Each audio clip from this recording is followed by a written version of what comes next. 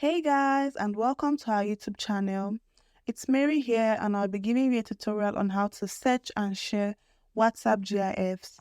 So first of all, when you go to your WhatsApp application, you click who you wish to send your GIF to, and then you click on the sticker icon, and then you just intermediate between the GIF and the sticker below here.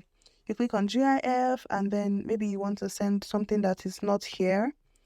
Click on the search icon, which is below here, and then you can just search for, maybe let's say hello, and then you find some options here that say hello in the GIF section, and then you just click on it, and then you click the blue icon below to share. That's how to search and share for GIFs on WhatsApp. I hope this video has helped you out. Don't forget to give this video a big thumbs up and stay tuned for more tutorials in the future.